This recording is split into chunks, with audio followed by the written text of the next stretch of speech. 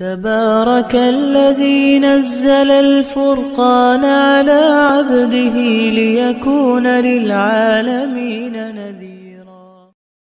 السلام علیکم ورحمۃ اللہ وبرکاتہ. میرے پیارے اور عزیز دوستوں، ایک سوال ہم سب کے دلوں میں یہ آتا ہے، ایمان کیا ہے؟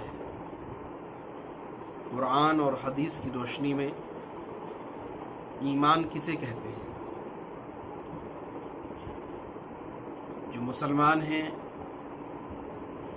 وہ لوگ بھی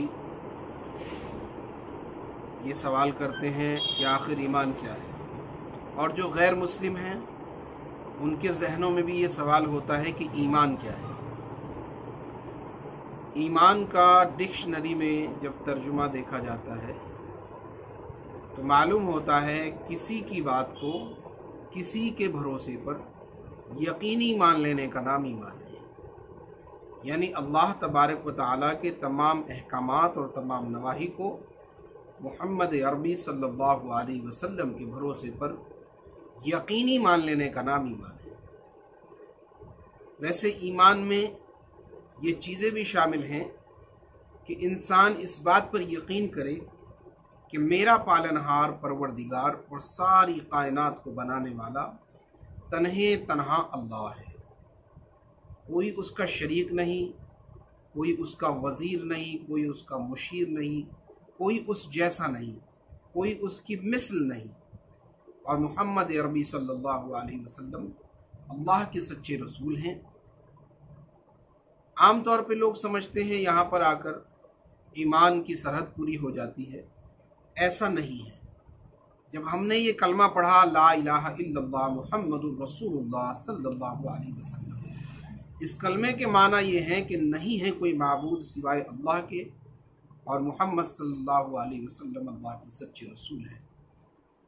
تو نہیں ہے کوئی معبود یعنی عبادت کے لائق کوئی بھی نہیں ہے سوائے اللہ کے، اور محمد صلی اللہ علیہ وسلم اللہ کے رسول ہیں.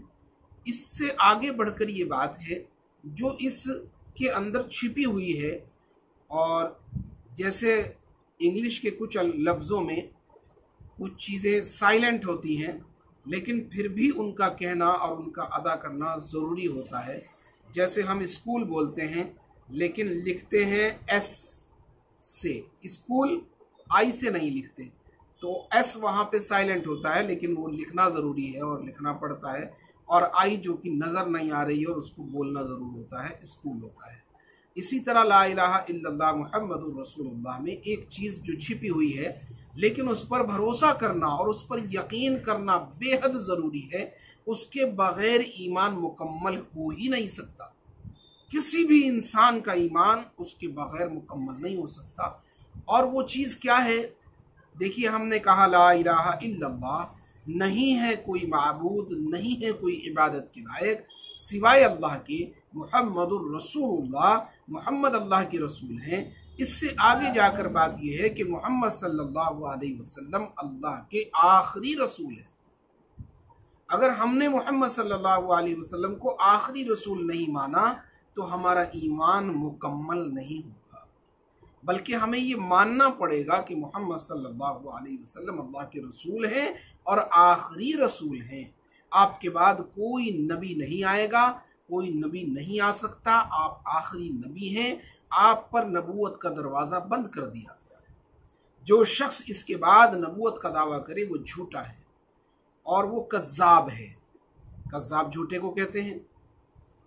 تو اللہ پر یقین لانا، اللہ کے رسولوں پر یقین لانا، اللہ کی کتابوں پر یقین لانا، قیامت کے دن پر یقین لانا، اچھی بری تقدیر پر یقین لانا، فرشتوں پر یقین لانا، مرنے کے بعد دوبارہ زندہ ہونے پر یقین لانا، اللہ پر یقین لانا.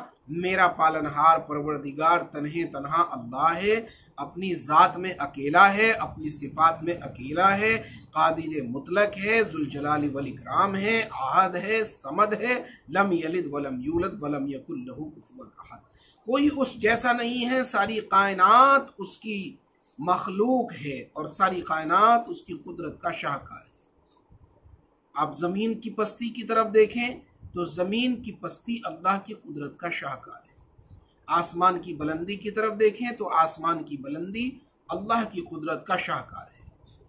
اللہ تعالیٰ قرآن کریم کے اندر فرماتے ہیں کہ آپ زمین کو دیکھیں تو زمین جو ہے وہ کہہ رہی ہے کہ میرا پالنہار اور میرا پروردگار تنہا اللہ ہے۔ آسمان کی طرف دیکھیں تو آسمان کہہ رہا ہے میرا پروردگار اللہ ہے۔ لہلہاتی ہوئی کھیتیاں کہہ رہی ہیں ہمارا پروردگار اللہ ہے۔ جھومتے ہوئے درخت کہہ رہے ہیں ہمارا پروردگار اللہ ہے۔